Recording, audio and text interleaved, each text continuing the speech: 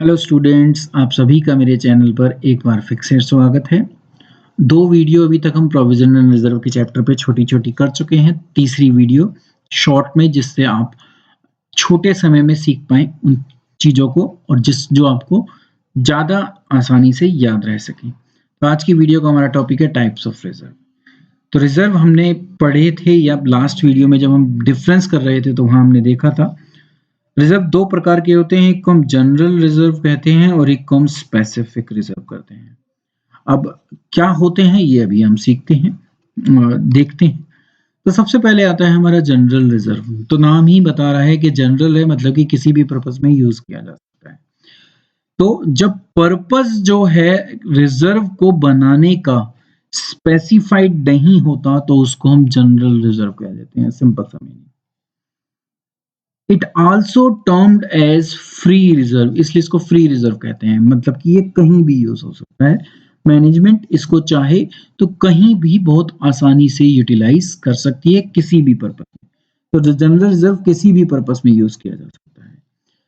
General reserve क्या करता है, वो स्ट्रेंथ देता है फाइनेंशियल पोजीशन को, बिजनेस की, क्योंकि जब भी कभी जरूरत हो बिजनेस को ग्रोथ करने की, बिजनेस को एक्सपेंड करने की, तो हमारे पास एक फ्री रिजर्व है जिसको हम यूज कर सकते हैं।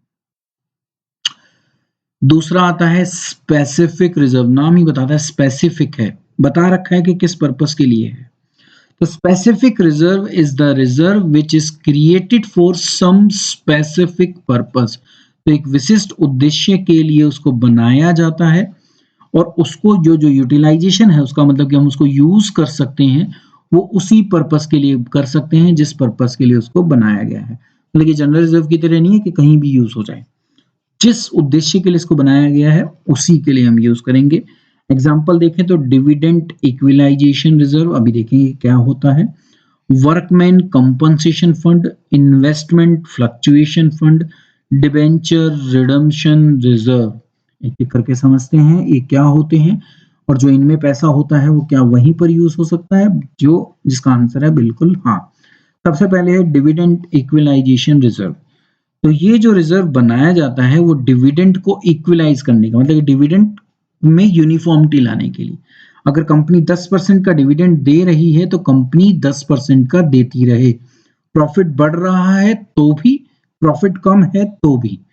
तो ऐसे केसेस में हम रिजर्व बना लेते हैं कि जब ज्यादा प्रॉफिट कंपनी ने कमाया है तो वो यहाँ पर पैसे को क्या कर दे, डाल दे, जिससे जब कंपनी कम प्रॉफिट कमाए जब भी वो डिविडेंड स्टेबल के रूप में दे पाए, स्टेबलाइज कर सके अपनी डिविडेंड की रेट को, जो मैंने आपको यहाँ पर एग्जांपल दिया।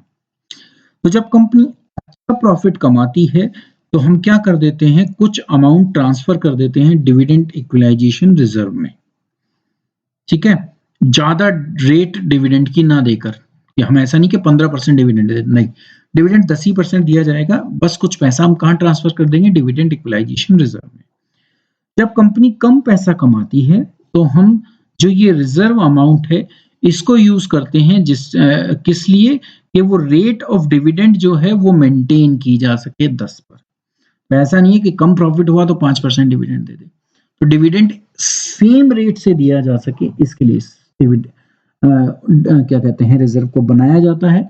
इस रिजर्व में जो भी अमाउंट होगा वो सिर्फ डिविडेंड के इक्विलाइजेशन में ही यूज हो सकता है, बाकी कहीं नहीं। तो ये क्या है, स्पेसिफिक रिजर्व है।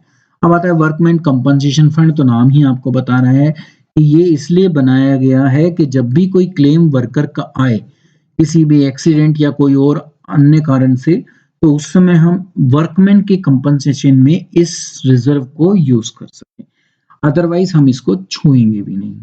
अब आता है इन्वेस्टमेंट फ्लक्चुएशन फंड। नाम ही बता रहा है investment fluctuation fund. Investment fluctuate करती है, कभी अप एंड कभी डाउन।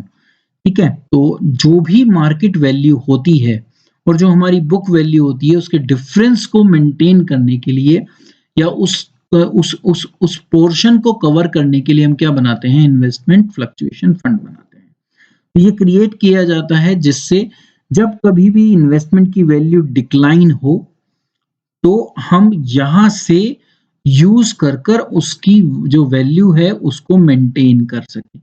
तो मार्केट फ्लक्चुएशन को कम करने के लिए हम इसको यूज करते हैं। तो ये इस फंड को बनाने का पर्पस क्या होता है कि अगर इन्वेस्टमेंट की वैल्यू डिक्लाइन हुई है तो हम यहाँ से पैसा यूज कर कर उसको जो है अपनी बुक वैल्यू के आसपास ला सकें। तो ये कहलाता है इन्वेस्टमेंट फ्लक्चुएशन फंड। फिर आता है डीआरआर, जिसको हम डिवेंचर रिडेम्पशन रिजर्व कहते हैं। डिवेंचर एक ऐसी लायबिलिटी होती है जो भविष्य में पे करनी होती है। तो पे करने के लिए हमें उस समय पैसा चाहिएगा, तो उसको हम रिडेम्पशन कहते हैं पे करने को। तो डिवेंचर का हिंदी अनुवाद होता है ऋण पत्र। तो तुमने लोन लिया है, उसका एक रिटन डॉक्यूमेंट होता है जिसको हम डिवेंचर कहते हैं। तो डिवेंचर को पे करना होता है एक सर्टेन पीरियड ऑफ टाइम के बाद। तो ये डिवेंचर रिडेम्पशन रिजर्व इसीलिए बनाया जाता है कि जो पेमेंट करनी है उसको हम रिडेम्पशन कह रहे हैं, तो उस समय हमारे पास इनफ मनी हो। इसको कानून भी कहता है कि आपको बनाना होता है, तो ये हमारे ऊपर लॉ का भी कंप्लायंस है कि हमें डीआरआर को मेंटेन करना होता है। तो ये इसीलिए बनाया जा सकता है कि जिससे जब कभी डिवेंचर को पेमेंट करें तो हमारे पास फंड अवेलेबल हो अपने उन डिवेंचर होल्डर को पेमेंट करने के लिए। इसी के साथ टाइप्स ऑफ रिजर्व में दो टाइप हमने देखे, एक जनरल रिजर्व और एक स्पेसिफिक रिजर्व। ये यूज के ऊपर रिजर्व टाइप मतलब कि यूज इसका बेसिक फैक्टर था जिसके बेस पर हमने ये दो टाइप देखे। नेक्स्ट वीडियो में हम दो टाइप्स और देखेंगे। तो चैनल में बने रहने के लिए आप सभी का धन्यवाद। बच्चों नेक्स्ट वीडियो भी जरूर देखना, आपके बहुत काम में आएगी। सारी वीडियो जो प्रोविजन एंड रिजर्व से रिलेटेड है and 11th class accounts and business as well as 12th class accounts and business की वीडियो चैनल पर अवेलेबल हैं। आप उनको यूज कर सकते हैं अपनी नॉलेज को एनहेंस करने के लिए।